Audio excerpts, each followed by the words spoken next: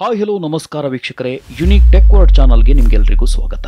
ಒಂದು ವರ್ಷಕ್ಕೆ $1.2 ಮಿಲಿಯನ್ ಸಂಬಳ ಅಂದರೆ ಬರೋಬ್ಬರಿ 30 ಕೋಟಿ. ಎಸ್, 30 ಕೋಟಿ. ಈ ಲೈಟ್ ಹೌಸ್ ಕಾಯುವುದಕ್ಕೆ 30 ಕೋಟಿ ಸಂಬಳ ನೀಡಲಾಗ್ತಿದೆ. ಈ ಕೆಲಸ ಮಾಡೋದಕ್ಕೆ ನಿಮಗೆ ತಾಕತ್ತಿದೆಯಾ? ವಿಚಿತ್ರ ಏನಂದ್ರೆ ಈ ಲೈಟ್ ಹೌಸ್ನಲ್ಲಿ ಬಾಸ್ ಯಾರೂ ಇಲ್ಲ.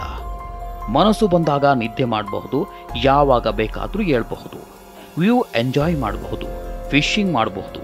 ಇಲ್ಲಿ ನಿಮಗೆ ಕೆಲಸ ಇಷ್ಟೇ, ಈ ಲೈಟ್ ಹೌಸ್ನಲ್ಲಿರುವ ಲೈಟ್ ಕರೆಕ್ಟಾಗಿ ಕೆಲಸ ಮಾಡ್ತಿದ್ಯಾ ಇಲ್ವಾ ಅನ್ನೋದನ್ನ ಚೆಕ್ ಮಾಡಬೇಕಷ್ಟೇ. ಇದೇ ಕೆಲಸಕ್ಕೆ ನಿಮಗೆ 30 ಕೋಟಿ ಸಂಬಳ ನೀಡಲಾಗತ್ತೆ. ದುರಂತ ಏನಂದ್ರೆ ಇದಿಷ್ಟೇ ಒಳ್ಳೆ ವಿಷಯ ಅಲ್ಲ. ಇನ್ನು ಕೆಟ್ಟ ವಿಚಾರ ಏನಂದ್ರೆ ಅಸಲಿಗೆ ಇದು ಅತ್ಯಂತ ಭಯಾನಕ ಕೆಲಸ. ಯಾಕಂದ್ರೆ ಈ ಲೈಟ್ ಹೌಸ್ ಸಮುದ್ರದ ನಟ್ಟ ನಡುವಿನಲ್ಲಿದೆ.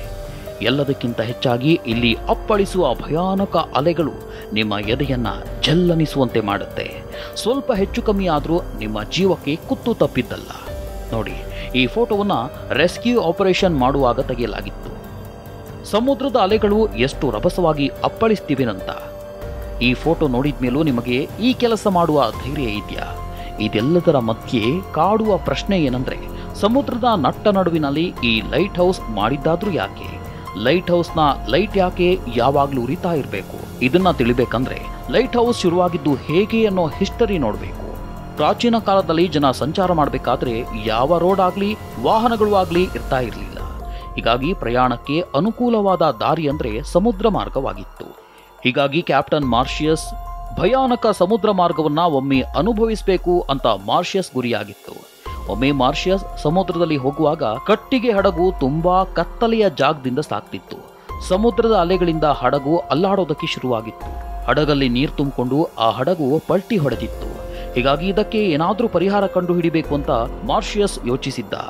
ಇಂಥ ಅನಾಹುತಗಳ ಬಗ್ಗೆ ಸೂಚನೆ ಕೊಡುವುದಕ್ಕೆ ಏನಾದ್ರೂ ಮಾಡಬೇಕು ಅಂದ್ಕೊಂಡಿದ್ದ. ಹಳೆ ಕಾಲದಲ್ಲಿ ಜನ ಸಮುದ್ರ ಮಾರ್ಗದ ಮೂಲಕ ಪ್ರಯಾಣಿಸುವಾಗ ದಡ ಎಷ್ಟು ದೂರದಲ್ಲಿದೆ ಅಂತ ಗೊತ್ತಾಗ್ತಿರ್ಲಿಲ್ಲ. ಅದಕ್ಕೆ ಹೇಗೆ ಹೋಗಬೇಕು ಅನ್ನೋದು ಸಹ ತಿಳಿತಾ ಇರಲಿಲ್ಲ. ನ್ಯಾವಿಗೇಷನ್ ಸಹ ಆಗ ದೊಡ್ಡ ಸವಾಲಾಗಿತ್ತು. ಆಗೆಲ್ಲ GPS ಅನ್ನೋದು ಸಹ ಇರಲಿಲ್ಲ. ಅಸಲಿಗೆ GPS ಕಂಡು ಹಿಡಿದಿದ್ದೇ 1973ರಲ್ಲಿ. 1978ರಲ್ಲಿ ಅದನ್ನ ಜನರ ಬಳಕೆಗೆ ಅವಕಾಶ ನೀಡಲಾಗಿತ್ತು. ಆದರೆ ಒಂದೊಂದು ಸಾರಿ ಗೂಗಲ್ ಕೂಡ ತಪ್ಪು ದಾರಿ ತೋರಿಸುತ್ತೆ. ಹೀಗಿರುವಾಗ ಜನ ದಾರಿ ಹುಡುಕೋದು ಕಷ್ಟವಾಗಿತ್ತು. ಹೀಗಾಗಿ ಸಮುದ್ರ ಮಾರ್ಗಗಳಿಗೆ ಸೂರ್ಯ ಅಥವಾ ನಕ್ಷತ್ರಗಳೇ ಆಸರಿಯಾಗಿತ್ತು. ಹೀಗಾಗಿ ಅಂತ್ಯವಿಲ್ಲದ ಸಮುದ್ರವನ್ನ ದಾಟೋದೇ ಸವಾಲಾಗಿತ್ತು. ಒಮ್ಮೆ ಮಾರ್ಷಿಯಸ್ ತನ್ನ ಸಿಬ್ಬಂದಿ ಜೊತೆ ಪೆಸಿಫಿಕ್ ಸಾಗರದಲ್ಲಿ ಪ್ರಯಾಣ ಮಾಡ್ತಿದ್ದ. ರಾತ್ರಿ ಏಕಾಏಕಿ ಮೋಡ ಆವರಿಸಿ ನಕ್ಷತ್ರಗಳೆಲ್ಲ ಮಾಯ ಆಗಿತ್ತು. ಈ ವೇಳೆ ಬಿರುಗಾಳಿ ಕೂಡ ಬರ್ತಾ ಇತ್ತು. ಬೆಳಗಿದ್ದು ನೋಡಿದ್ರೆ ಇವರ ಹಡಗು ಎಲ್ಲಿದೆ ಅನ್ನೋದೇ ಗೊತ್ತಾಗಿರ್ಲಿಲ್ಲ. ಹಡಗಿನಲ್ಲಿದ್ದ ಸಿಬ್ಬಂದಿ ಬಳಿ ತಿನ್ನೋದಕ್ಕಾಗಲಿ ಕುಡಿಯೋಕೆ ನೀರು ಆಗ್ಲಿ ಇರಲಿಲ್ಲ. ಸಮುದ್ರದ ನೀರಂತೂ ಕುಡಿಯೋಕೆ ಸಾಧ್ಯವೇ ಇಲ್ಲ. ಹೀಗಾಗಿ ಮಾರ್ಷಿಯಸ್ ಹಡಗಿನಲ್ಲಿದ್ದ ತುಂಬಾ ಜನ ಸಾವನ್ನಪ್ಪಿದ್ರು. ಕೊನೆಗೆ ಹೇಗೋ ಕಷ್ಟಪಟ್ಟು ಮಾರ್ಷಿಯಸ್ ದಡ ಮುಟ್ಟಿದ್ರು. ಆಗ ಜಗತ್ತಿನ ಮೊಟ್ಟ ಮೊದಲ ಲೈಟ್ ಹೌಸ್ ಶುರು ಆಗೋದಕ್ಕೆ ಪ್ಲಾನ್ ರೆಡಿಯಾಗಿತ್ತು. ಈಜಿಪ್ಟ್ನ ಮೆಡಿಟೇರಿಯನ್ ಸಮುದ್ರದಲ್ಲಿ ಪ್ರಾಚೀನ ಕಾಲದ ಸಿಟಿ ಆಫ್ ಅಲೆಕ್ಸಾಂಡ್ರಿಯಾ ಅನ್ನೋ ನಗರವಿತ್ತು. ಟ್ರೆಂಡ್ ಕಲ್ಚರ್ಗೆ ಈ ಸಿಟಿ ಹಬ್ ಆಗಿತ್ತು. ಆದ್ರೆ ಈ ನಗರಕ್ಕೆ ಸಮಸ್ಯೆ ಆಗಿದ್ದು ಲೊಕೇಶನ್. ಈ ಫೋಟೋವನ್ನ ಸೂಕ್ಷ್ಮವಾಗಿ ನೋಡಿ. ಈ ನಗರಕ್ಕೆ ಹೋಗ್ಬೇಕಂದ್ರೆ ಹೀಗೆ ಹೋಗ್ಬೇಕಾಗಿತ್ತು.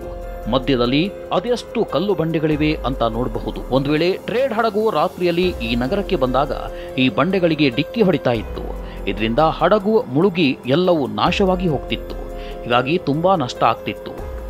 ಇದೇ ಕಾರಣಕ್ಕೆ ಕಿಂಗ್ ಪೆಟಾಲ್ಮಿ ರಾಜಧಾನಿಗೆ ಒಂದು ಮಾರ್ಗ ರಚನೆ ಮಾಡಬೇಕು ಅಂತ ಆಗಿನ ಎಕ್ಸ್ಪರ್ಟ್ ಮತ್ತು ಆರ್ಕಿಟೆಕ್ಟ್ ಸಿನಿಡೆಸ್ಕ್ಗೆ ಕರೆದು ಸಹಾಯ ಕೇಳಿದ್ದ.